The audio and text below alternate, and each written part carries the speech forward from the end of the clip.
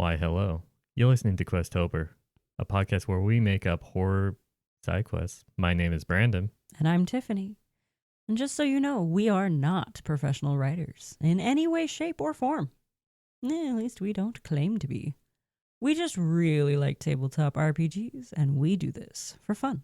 I don't know why we're doing the smooth jazz voice, but yeah. Because we're trying to be spooky, and the closest I know how to be spooky is smooth jazz, apparently. That's not spooky. No, it's not. It's actually quite And calming. if you try to be spooky, then it comes off as comical. That's just how I roll. Anyways, so we had our Monster of the Week session. Speaking of horror and all that stuff. Oh, yeah. It was a doozy. This session was a therapy session for all the in-game characters. Oh, boy, was Not it. all of them, actually. Yeah, but we missed one. We missed one. It was basically I designed a monster. There was an NPC that like helped you guys like bring up, hey, you could check this out, you could check that out. And it was a great way to just point you guys towards the mystery that I want. Right. And so last time she did that, it led to a player's death. Yes. And I kind of played it off as, oh, she was very shaken up because I didn't want her to be 'Cause- involved with you guys resurrecting and, doing all that stuff. So I kind of did that.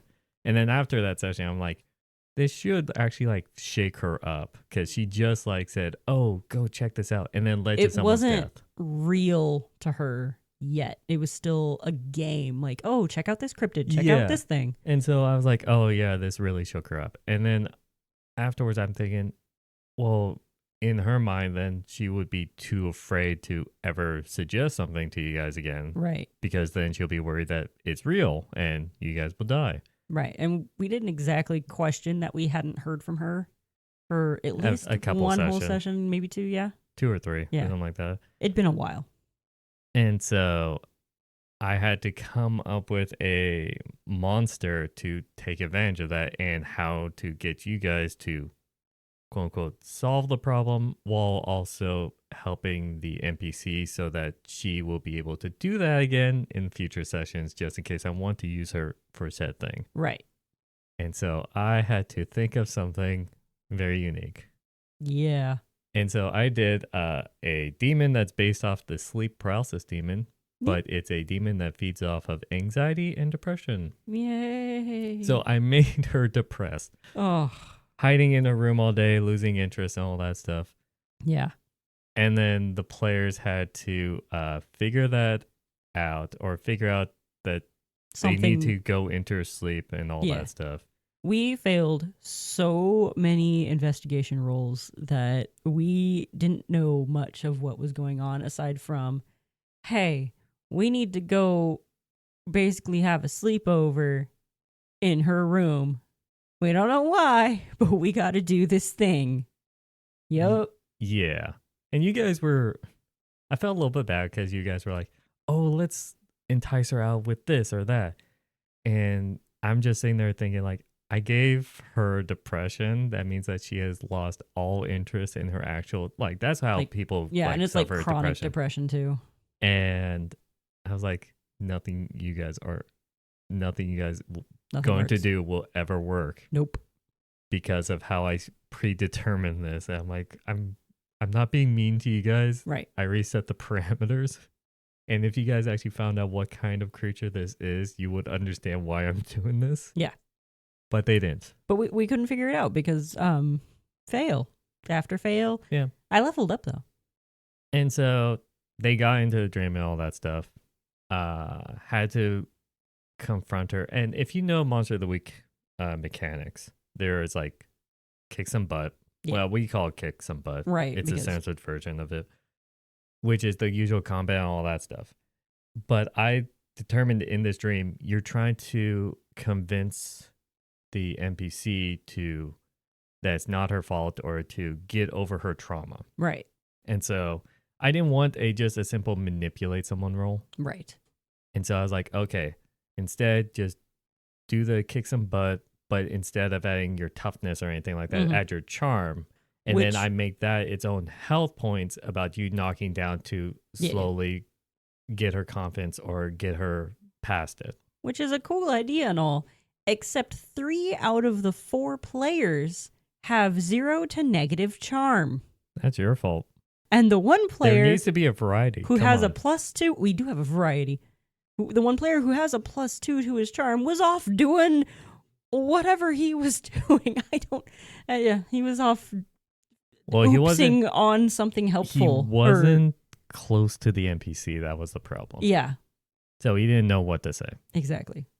And so I had a thing where it's just like different phases in which in between phases, you guys will chase after into this, like in this night world, this dream world. Yeah. And then you guys will be confronted because it's controlled by an anxiety demon. Yeah. That your greatest fears and anxieties will manifest, and then it helps the players conquer their own fears and all that. Yeah. So my character's greatest fear, and I think you slightly missed the mark on it. Her greatest fear is swarms, is what I wrote down. So not just crowds of people, a bunch of anything. So feel free to use that against me in the future. Well, I was doing it based off of what I assumed was the quote unquote origin. Right. And I gave you the option. It's like, hey, if I'm wrong about this, you could change No. this. I really liked your description of like the bell ringing in between classes and trying to get to your next class, but there's just so many people, it's too much to deal with. And I can see that also translating to there's too many of that thing and I'm not comfortable with this. That's why I was like, I assumed this was the origin of it. Right. Like why? It just really tracked because I actually remember having to deal with that when I was in school, dealing with trying to get to my next class, not knowing if I'm going to get there in time. Oh, I got to stop at my locker and get the right books. What's my locker combination? I don't remember right now. You had lockers? Yeah, we had lockers. I didn't. I had to carry all my books in one bag. This was junior high. When I went to high school, which was a different building, we had to carry all of our books in one bag, and that's why I have shoulder problems now. Yay. 1st to 12th, no lockers. I'm sorry. So 1st to 6th, we were at an entirely different building, and we always stayed in the same classroom. Or if we did swap teachers, the teachers would switch rooms. That's standard. It was class A, B. Yeah. It's just I still had to carry all my books in my bag to and from school. Oh, I mostly kept them on my desk, unless I had to take them home for homework. But yeah, for 7th and 8th grade, we moved up to the high school. So the junior high was at the high school. It just acted as a separate entity. And then we had lockers and had to get between classes and stuff and deal with everyone.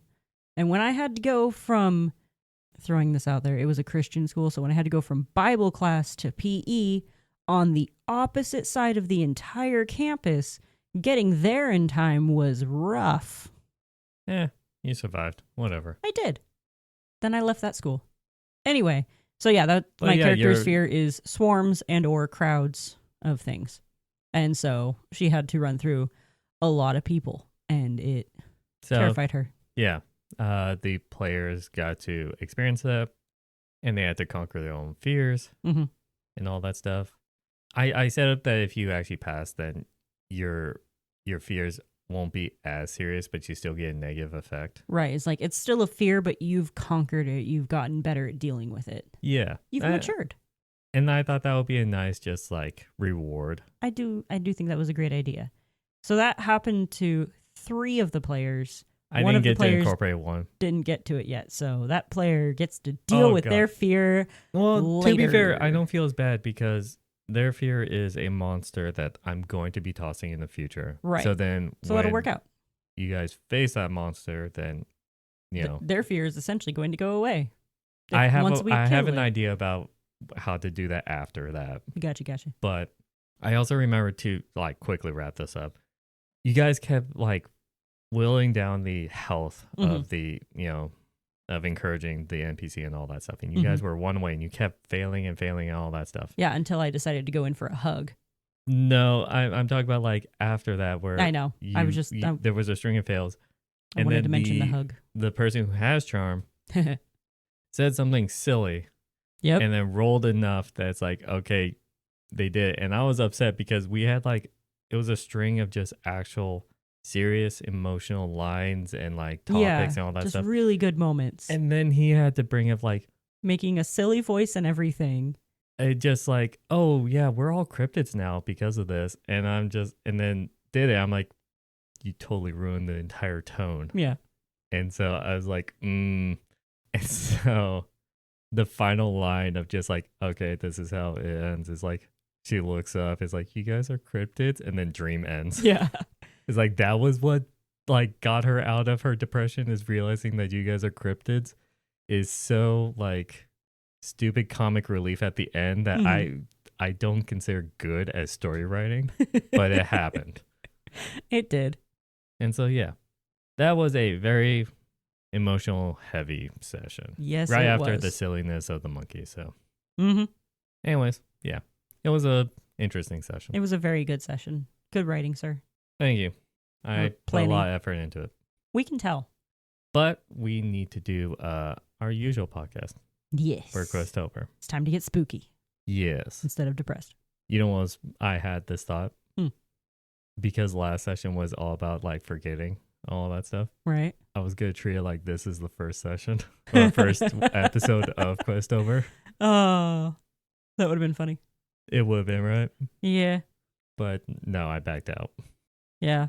No, I kind of forgot already about last Well, you session. naturally do that. So I probably would have played along without realizing it.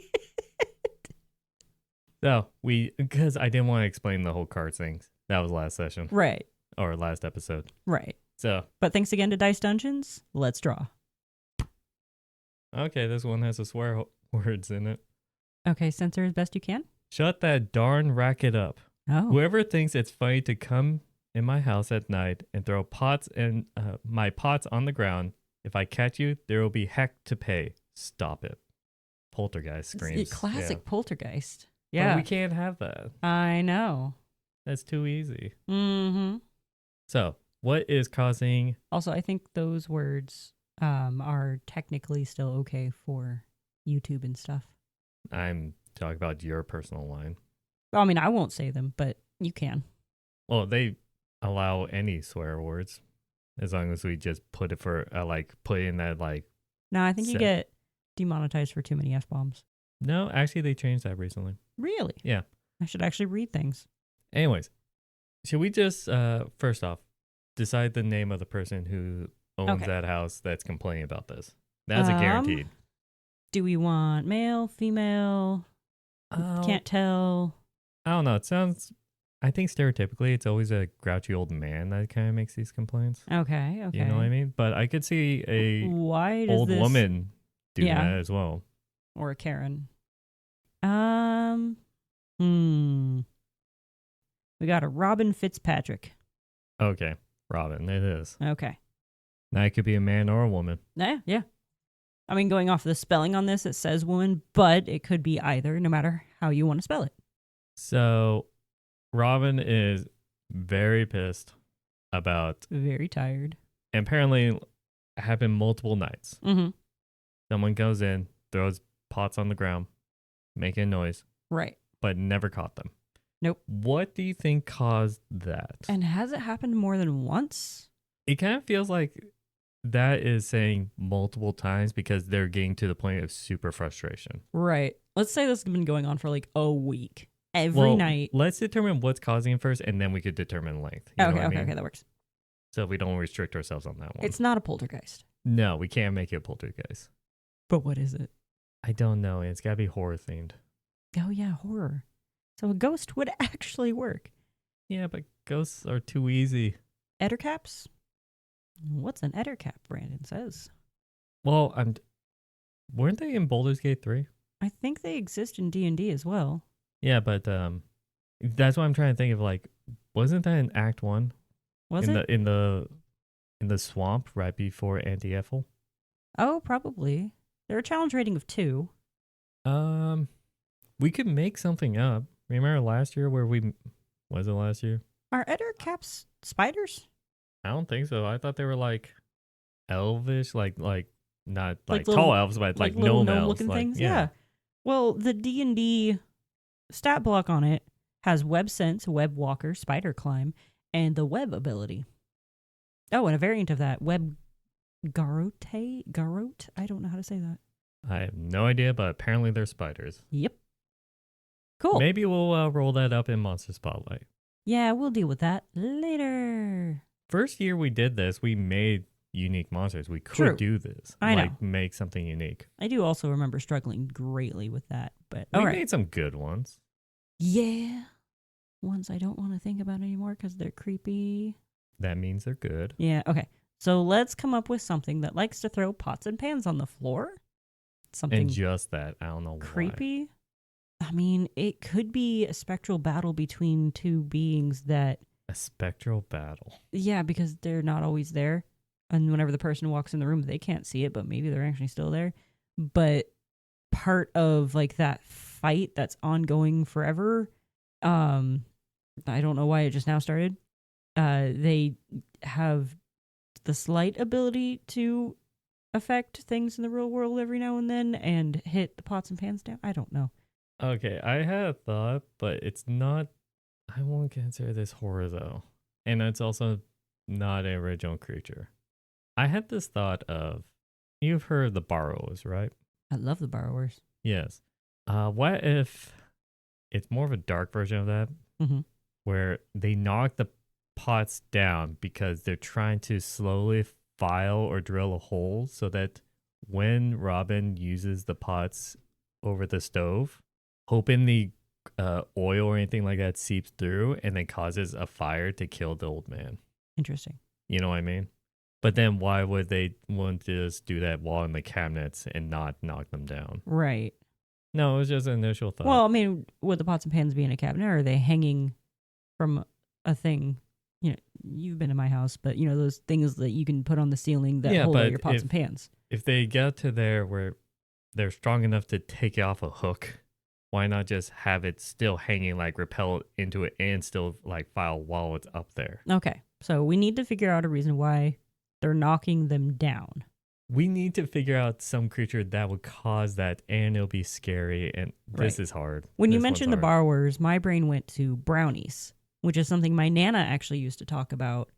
Brownies that would come out in the middle of the night, and her version was good guys. If you leave your damaged shoes out, they will fix your shoes for you, as long as you also leave a snack for them, like something sweet or sugary. But there is a stat block for brownies in D&D. We don't always have to go off of something that has a stat block. I know, I'm just saying. But what do you I was think just is curious if the it horror existed. version of that? Burnt brownies? Well, Dark brownies, I mean. we could just still say brownies. Like the Yeah. name is just like, oh, this is the Brothers Grimm version, where it's the original darker version of Right. ancient They Europe could be or whatever. corrupted brownies or something like that. Because they are fey. You're trying to like say, oh, these are good brownies are the original brownies. In a lot of fairy tales, Yes. a lot of the good versions we hear are just sanitized versions of what the real ones were, This which is is a lot darker. But Yeah, they're not. They usually just come out and clean your house. well, we can always twist it. Yes, we can. Do you want to do that? Or would that taint the good name of the brownies? I mean, no, not necessarily, as long as it's, Oh, if angered, they're said to sometimes turn malicious, like boggarts. I don't even know what boggarts do. You didn't watch Harry Potter, did you? I'm not into Harry Potter as much as you are. That is fair. So a boggart is a supernatural being from English folklore. It's a long name. I don't feel like reading. They're defined as any ambivalent or evil, solitary supernatural spirit, essentially. So something It's that a vague goes. term. Okay. Yeah, it's a vague term. In Harry Potter, it's essentially a boogeyman. They just take on the form of your greatest fear. Oh, those things.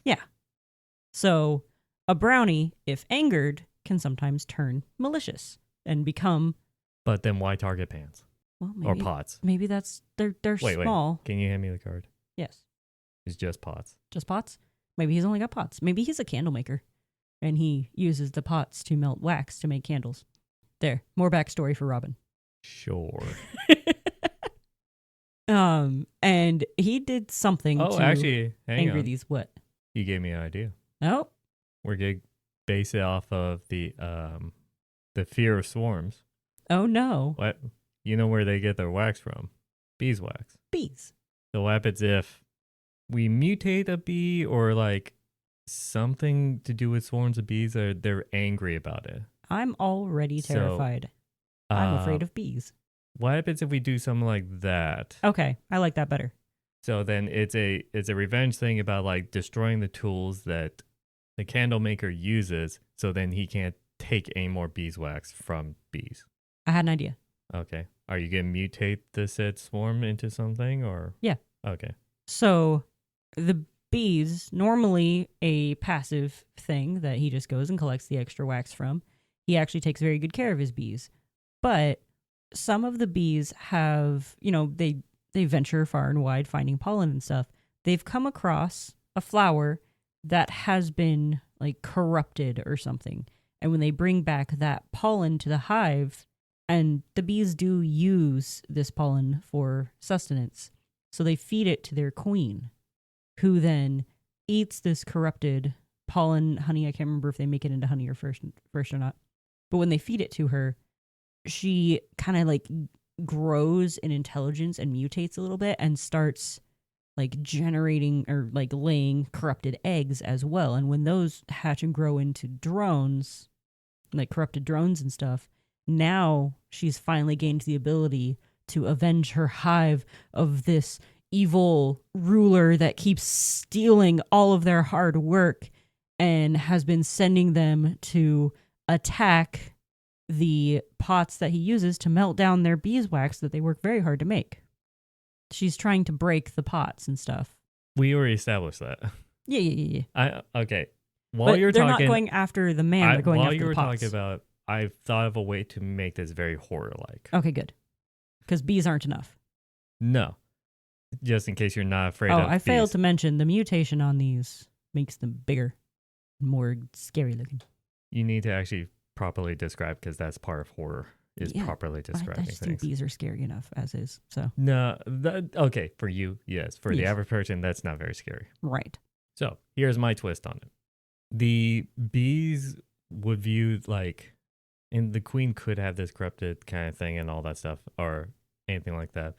But what happens if the bees, like one person in the town goes missing and all that stuff? And once a player investigates this and all that, they'll see that the quote unquote missing person is the one who's getting into the house or into maybe the workshop and all that stuff Yeah. and tossing those and all that stuff. And when confronted, they're going to find out that the body is dead, but you see underneath the skin crawling, it's animated by the entire swarm of bees. Yeah. And even has the like speaks through because of the corrupted queen and all that stuff of just like, we have slaved away kind of thing. We are no longer your slaves kind of, and destroy the machine that enslaves us, the system and all that stuff. But basically it's going to be an animated corpse filled with bees. I don't want to burst your bubble, It's not an original idea. I know that. but there is a character in My Hero Academia Vigilantes, which is a spin-off series that is basically a walking beehive, and she just has an eye patch covering up the hole where they all come out. I'm making it grotesque by it's an actual rotting corpse. Yeah. Okay, spoiler alert. The bees are the person, or the ones controlling this person. She's also kind of a walking corpse. Again, I said there's no such thing as original Yes. ideas anymore. Yes. I'm sorry. I didn't want to. But okay, do you want something else? No, I think that's terrifying, and I've already been tortured by it once before, so why not again? But I do like this idea, and not everyone's seen that anime, so they won't know. For me, that allows it to be one, creepy for multiple people. Yeah. Two, gives them the body height, so much strength to actually push and like knock over these pots, but not exactly the coordination to do most things beyond that. Well, see, I was imagining the queen herself, when she mutated, became human-sized, and since, I don't know, magic and all that, she does have the ability to store her entire hive inside her body. Well, this could be instead of magic and all that stuff, this could be a monster of the week. This could be a Call of Cthulhu. That This is could true. be transcends just fantasy. That's why I'm setting it up for that. That is as well. true, and that makes it even more horrifying imagining it in Just our modern day. modern day setting. All right, I think we'll go with your corpse idea.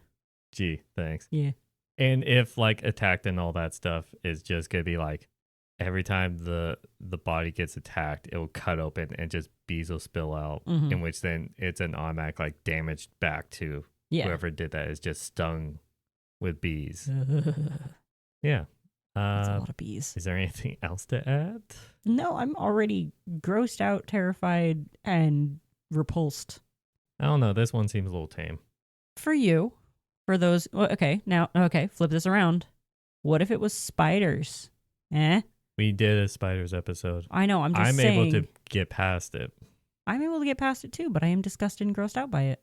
It's I'm just saying, if it was spiders, you don't like it then. I don't like bees. Nothing against bees. I do enjoy honey. Honeybees are cool and all. Wasps are jerks. They both somewhat have a purpose. And hornets. All of them have a purpose. Still trying to find the purpose of wasps and hornets, but okay. I guess we don't have anything else to add then. Just end on that note. Yeah. I mean, actually, I think it's good. Down in the comments, how many would be uncomfortable with just bees in general?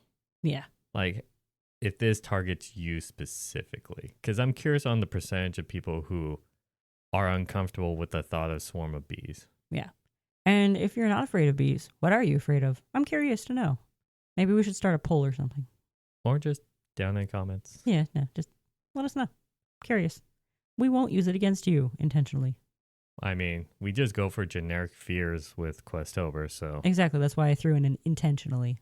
I don't know. If it's something specific, we're never going to touch that. Nah. Anyways, so if you put this in your campaign, let us know actually the setting of the campaign. Is it D&D? Is it Monster of the Week? Or something like that? And let us know how much your players hate you afterwards. I don't think this will be I hate you afterwards. Last episode, yes, there will be I hate you afterwards. Most likely.